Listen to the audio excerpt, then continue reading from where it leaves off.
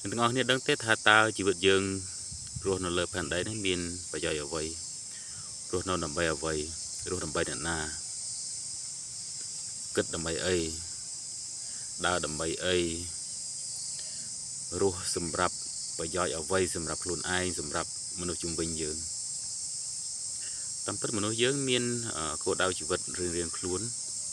ដែលធម្មជាតិបានកំណត់ថាតើធ្វើអ្វីសម្រាប់ជីវិតខ្លួនឯងមានប្រយោជន៍សម្រាប់ខ្លួនឯងសម្រាប់ក្រុមគ្រួសារហើយនិងសង្គមជាតិដែរបើសិនយើងចង់ធ្វើជាមនុស្សដែលពូកែយើងក្លាហានយើងសម្រេចគោលដៅបានយើងស្វែងរកខ្លួនឯងឲ្យឃើញសិនសិក្សាអំពីចំណងចំណូលចិត្តអំពីជំនឿចិត្តរបស់យើងការសម្រេចចិត្តរបស់យើងអំពីភាពខុសប្លែកពីគេភាព unique របស់យើងនៅពេលដែលយើងស្វែងរកខ្លួនឯងឃើញយើងចាប់ផ្ដើមសាកល្បងអ្វីដែលថ្មីម្ដងតិចយើងចាប់ផ្ដើមស្គាល់ខ្លួនឯងហើយយើងអាចសួរដទៃថាខ្ញុំយ៉ាងម៉េចដែរអញ្ចឹងណា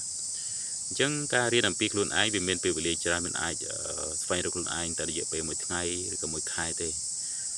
យៈពេលច្រើនឆ្នាំយើងអាចស្វែងរកខ្លួនឯងឃើញហើយយើងអាចបំពេញអ្វីដែលជាក្តីសម័យរបស់យើងដែរអរគុណបើសិនជាពេញចិត្តជួយ like ជួយ share ជួយ comment ហើយ follow មួយផងបើអត់ពេញចិត្តទេអាចរំលងបានអរគុណច្រើន